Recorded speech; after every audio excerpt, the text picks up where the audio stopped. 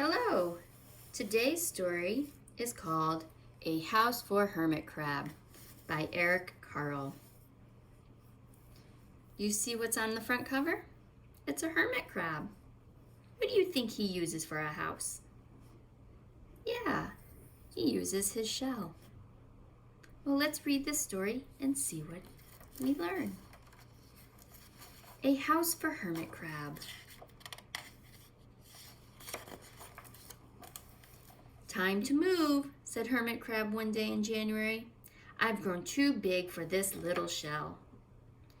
He had felt safe and snug in his shell, but now it was too snug. Hermit Crab stepped out of the shell and onto the floor of the ocean. But it was frightening out in the open sea without a shell to hide in. What if a big fish comes along and attacks me, he thought. I must find a new house soon. Early in February, Hermit Crab found just the house he was looking for. It was a big shell and strong. He moved right in, wiggling and waggling about inside it to see how it felt. It felt just right.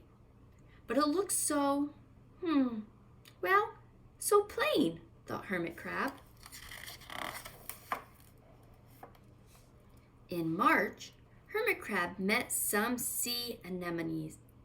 They swayed gently back and forth in the water. How beautiful you are, said Hermit Crab. Would one of you be willing to come and live on my house? It is so plain. It needs you. I'll come, whispered a small sea anemone. Gently, Hermit Crab picked it up with his claw and put it on his shell.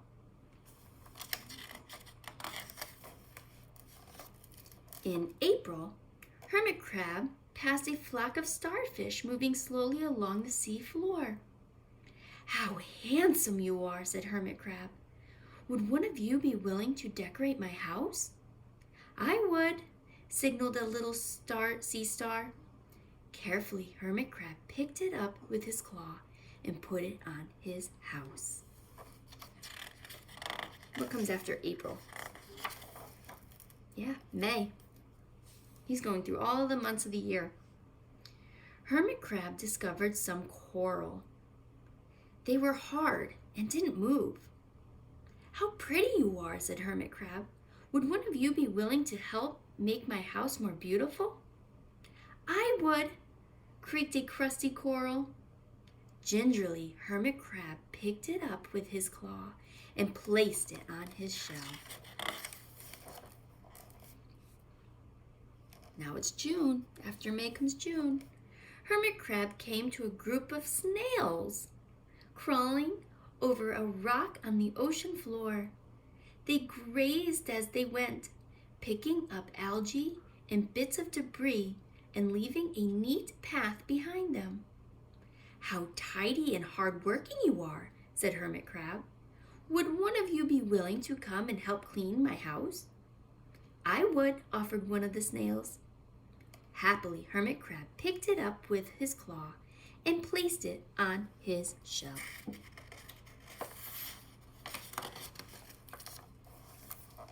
In July, Hermit Crab came upon several sea urchins. They had sharp, prickly needles. How fierce you look, said Hermit Crab. Would one of you be willing to protect my house? I would, answered a spiky sea urchin. Gratefully, Hermit Crab picked it up with his claw and placed it near his shell. In August, Hermit Crab and his friends wandered into a forest of seaweed. It's so dark here, thought Hermit Crab. How dim it is, murmured the sea anemone. How gloomy it is, whispered the starfish.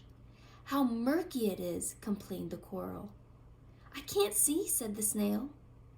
It's like nighttime, cried the sea urchin.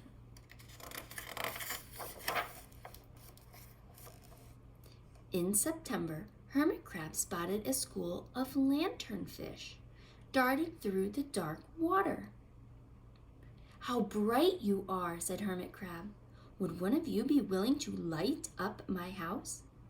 "I would," replied one lanternfish, and it swam over near the shell.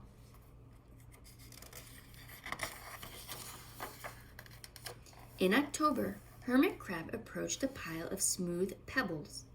"How sturdy you are," said Hermit Crab. "Would you mind if I rearrange you?" "Not at all," answered the pebbles. Hermit Crab picked them up one by one with his claw and built a wall around his shell. "Now my house is perfect," cheered Hermit Crab. But in November, Hermit Crab felt that his shell seemed a bit too small. Little by little, over the year, Hermit Crab had grown. Soon he would have to find another, bigger home.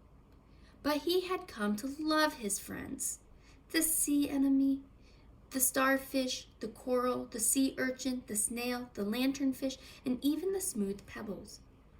"They have been so good to me," thought Hermit Crab. "They are like a family. How can I ever leave them?" In December, a smaller hermit crab passed by. "I've outgrown my shell," she said. "Would you know of a place for me?" "I have outgrown my house too," answered Hermit Crab. "I must move on." "You are welcome to live here, but you must promise to be good to my friends." "I promise," said the little crab. The following January, Hermit Crab stepped out and the little crab moved in. "Couldn't stay in that little shell forever," said Hermit Crab as he waved goodbye. The ocean floor looked wider than he had remembered, but Hermit Crab wasn't afraid.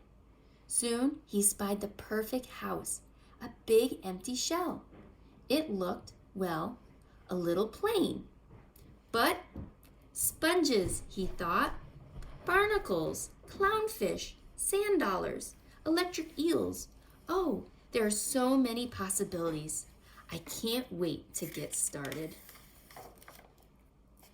And that is the end.